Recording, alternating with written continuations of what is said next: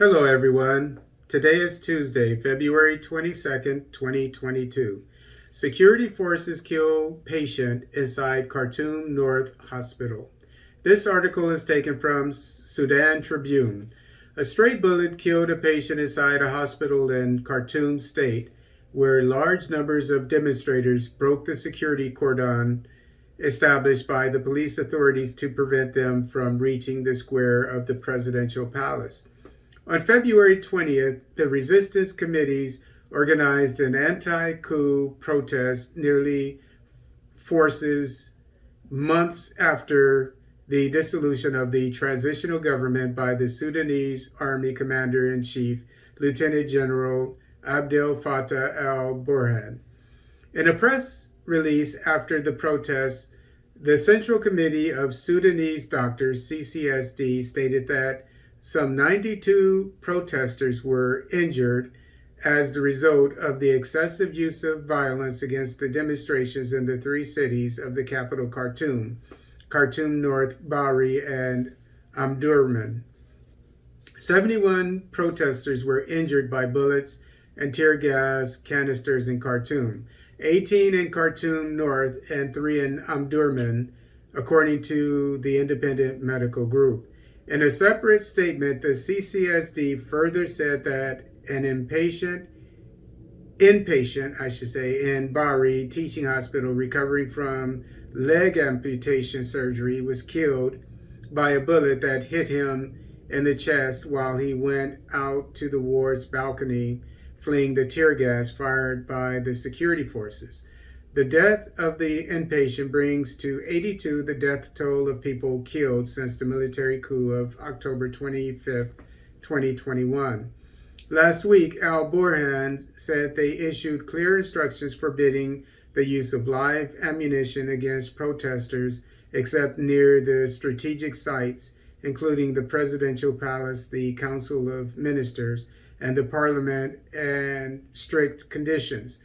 The security authorities have detained over 150 activists, mainly from the Resistance Committee, with the hope to end their regular protests with this preventative detention.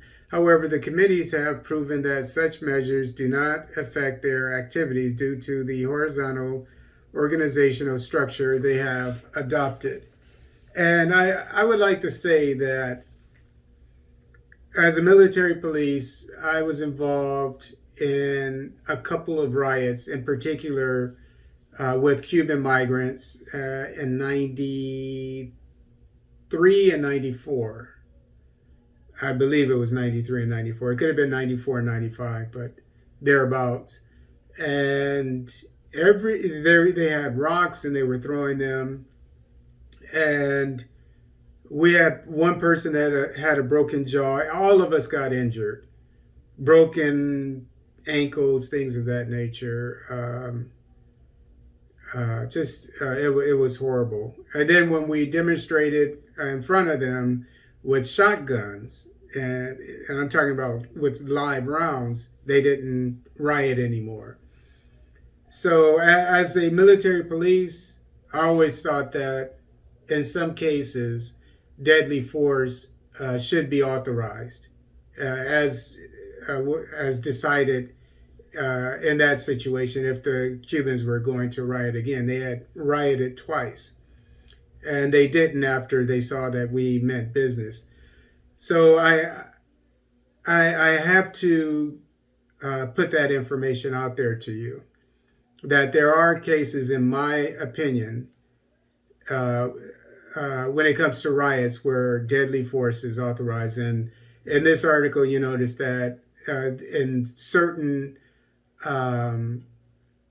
critical areas like the presidential palace, deadly force is authorized, but in other places it's not.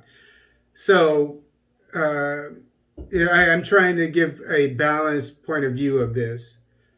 But where is the international outcry about this? I think that it says 82 people have died since the protests.